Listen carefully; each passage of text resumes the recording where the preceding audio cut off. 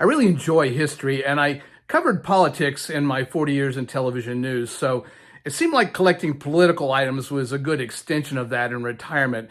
And I've done a few videos so you could follow along in my journey. Some people have asked where they could find political items or buttons. If you're within driving distance of Louisville, Kentucky, stay tuned to the end of this video, and I'll tell you where you can find some interesting items. While I was in Greensboro, North Carolina at a political items collectors show, I asked some longtime collectors for advice on the best way for someone to begin collecting. Buy what you like. Don't buy because someone tells you you should buy this or that. Develop your own taste, your own interests. I would say seek out experienced collectors that may be nearby to help you gauge interest and value on items. First and foremost, they should join the APSC, the American Political Items Collectors, and get to know some of the people that are in the hobby, because this hobby is great about helping new collectors. Let's say since 1968 on.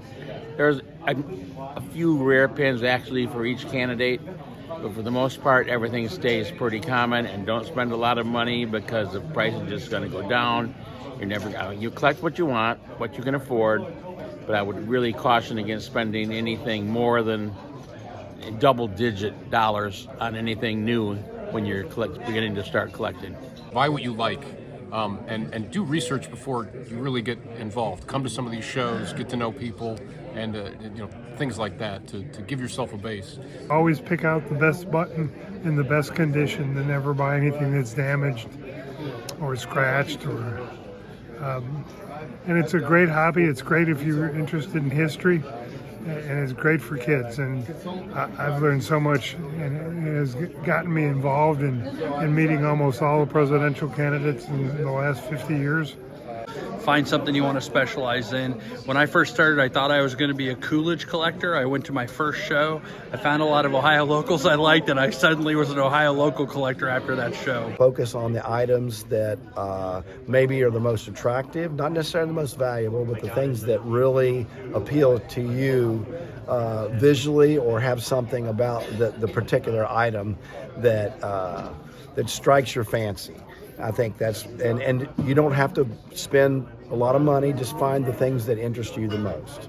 I think the best thing is to find something you really like as far as a certain candidate, and then focus on that, and don't try to buy every single candidate in the hobby. Just pick a cause, candidate, etc., and just focus on that. To find out as much information as you can, go to shows so that you have an idea of what pricing is and what things are.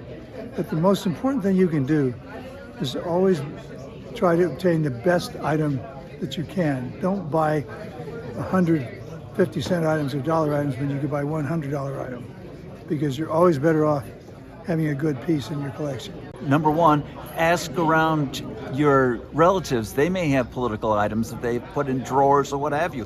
One of the first buttons I got from my grandmother, which was a Goldwater button that was in a drawer. So you never know how close you can find things. And then the lady who lived next door to us had a Hayes Wheeler ribbon that she used as a bookmark, and she gave me that. So whether you're an old collector, a new collector, or just curious, here's a good place to start. The Political Americana Collectors of Kentucky will be hosting a show on Saturday, September the 13th from 9 to 3 in the Zachary Taylor American Legion Post on Shelbyville Road in Louisville, Kentucky. Admission is free, so come on in and find your first button.